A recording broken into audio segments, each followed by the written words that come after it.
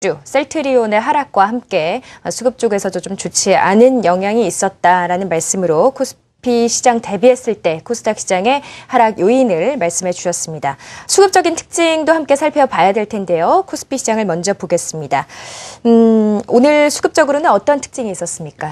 네, 일단 외국인들의 매도세는 여전히 지속되고 있는 상황입니다. 다만 오늘 장에서는 현물 시장 쪽에 코스피 시장 쪽으로는 665억 원 정도의 매도를 보였습니다만 선물 시장 쪽으로는 일단 매수에 가담을 해줬습니다. 2,600계약 정도의 매수인데요. 한 가지 좀 아쉬운 점이라면 이전에 한 11월 달이나 12월 초 같은 경우에는 외국인들이 2,000계약 이상 매수를 보인 날은 굉장히 좀 탄력적으로 상승하는 흐름을 장중에 좀 보여줬었습니다. 그런데 오늘 장에서는 비슷한 수준으로 2,600계약 정도의 매수세가 유입됐음에도 불구하고 시장이 탄력적으로 상방의 움직임을 보여주지 못했다라는 점이 가장 좀 아쉬운 점이 아닌가라고 볼 수가 있겠고요. 그만큼 지금 매수에 있어서 굉장히 강력한 매수가 나오지 않는 한은 추세의 급격한 반전을 기대하기 힘들다라는 것으로도 해석이 좀 가능할 것 같고요. 일부에서는 그만큼의 또 관망심리라든지 거래 대금이 함께 실어내지 못하다 보니까 이런 것들의 상승 영향력이 상대적으로 제한적이다라는 점의 해석도 충분히 가능할 것 같습니다. 어떤 종목을 사고 팔았는지 구체적으로 좀 확인을 해볼 텐데요. 금일 외국인들의 매수 토픽 보겠습니다. 바로 1순위는요. SK 하이닉스가 등장을 했습니다. 290억 원 정도의 매수를 보이는 모습이었고요. 최근에 중국의 블레이드 앤 소울 모멘텀이 꾸준하게 작용을 하고 있죠. NC소프트로도 외국인들의 매수세가 100억 원 이상 유입이 됐습니다. 반면 삼성전자 같은 경우에는 매수를 하기는 했지만 이 종목의 사이즈에 비해서는 매수 규모가 상당히 소량이라는 점에 확인해 보실 수가 있겠고요. 올해 들어서 미국 시장에서 가장 상승률이 높았었던 업종을 꼽으라면 아마도 인터넷이라든지 인터넷 쇼핑몰 관련된 종목들을 꼽을 수 있을 텐데 국내에서는 네이버를 떠올릴 수 있을 것 같습니다. 네이버 쪽으로도 매수세가 일부분 유입되는 모습이었고 기관들의 수급을 보시면 코덱스 200 쪽으로 매수를 했고요. 앞서 업종별로도 말씀을 드렸다시피 한국전력이나 한국가스공사처럼 유틸리티 관련된 종목들로의 매수세를 확인해 보실 수가 있겠습니다. 쭉 한번 기관들의 수급을 보시게 되면 금일 매수세가 소폭 유입이 되기는 했지만 시장에 상징적인 의미를 갖는 삼성전자나 현대차나 SK 하이닉스 쪽으로의 매수세가 집중되기보다는 오히려 그 외적인 업종들의 매수세가 유입됐다라고 조금 구분해서 생각하실 필요가 있어 보이고요. 매도 종목 보겠습니다.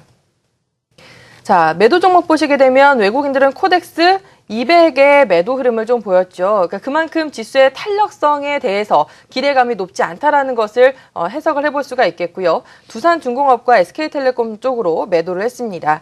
기관들의 경우에는 매도 종목 1순위가 삼성전자죠. 물론 규모가 아주 크지는 않습니다만 일단 삼성전자 쪽에 매도를 보이고 있다는 것, 그리고 앞서 짚어드렸었던 대로 SK하이닉스라든지 기아차나 LG와 같은 상당히 시가총액 상위단들 중심으로의 오히려 매도세가 소폭씩이나마 고르게 등장을 했다라고 오늘의 특징을 정리해드리겠습니다. 네, 코스피 시장 오늘 일단은 외국인들이 선호하는 종목 쪽에는 계속해서 매수가 유입되고 있는 것으로 보이고요. 기관들과 외국인의 조금 엇갈리는 종목들도 포착이 되고 있습니다. 라이브 리서치의 이무학 대표와는 코스닥 시장의 수급적인 특징들 짚어보도록 하겠습니다. 어땠습니까? 예, 일단은 12월 들어서 양시장 모두 일단 외국인들의 매매가 좀 흔들리고 있습니다. 특히나 코스닥 쪽에서는 글쎄요, 외국인들 수급이 들어온다라고 해서 좀 올라갈 수 있는 상황이 아닌 것 같습니다. 여러 가지 더 수급이 좀 꼬여 있는 부분이 많아서 그 부분은 좀 이따 다시 말씀을 드리도록 하겠고요. 코스피 쪽에서도 만만치 않죠. 12월 들어서 단 이틀이죠. 12월 2일과 그리고 12월 9일. 그것도 1,000억 미만 단위의 순매수를 보이면서 이전과는 좀 다른 수급을 보여주고 있습니다. 왜 그런 현상이 발생을 하고 있는지 글로벌 펀드의 이제 자금 유출입 동향을 보면서 잠깐 살펴보면요.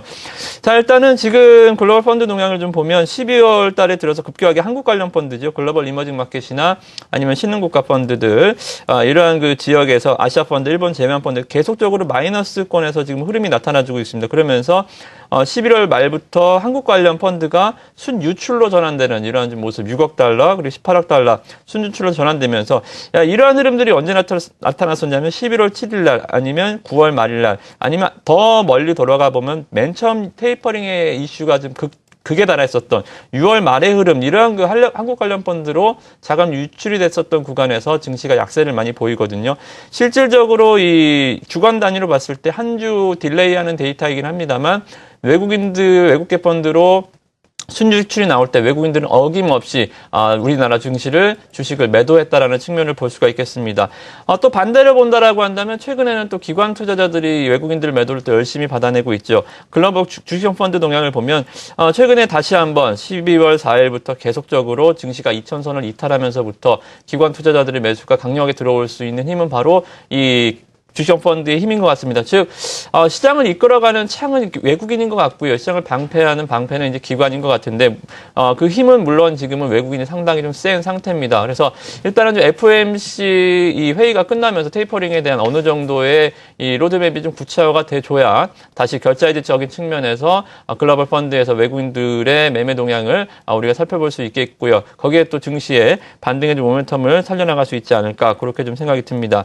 지금 코스닥 쪽에서도 뭐 종목군들 움직임 보면 예전 같지 않습니다. 예전에는 그래도 기관 투자자들이 매수를 많이 하는 종목들은 진흙탕에 피는 연꽃처럼 주가가 좀 탄력적인 모습을 보였었는데 오늘 기관 매수 S등을 가장 많이 샀음에도 불구하고 3% 정도 주가 상승 반등이 좀 나와주는 모습, 외국인과 기관의 양매수였죠. 그럼에도 불구하고 주가가 휴원수도 최근에 좀 주도주격으로 혼자 많이 올라갔었는데 오늘 반등 수준에서 좀 멈추는 모습이고요. 뭔가 좀 특징을 찾아보기가 상당히 좀 힘듭니다.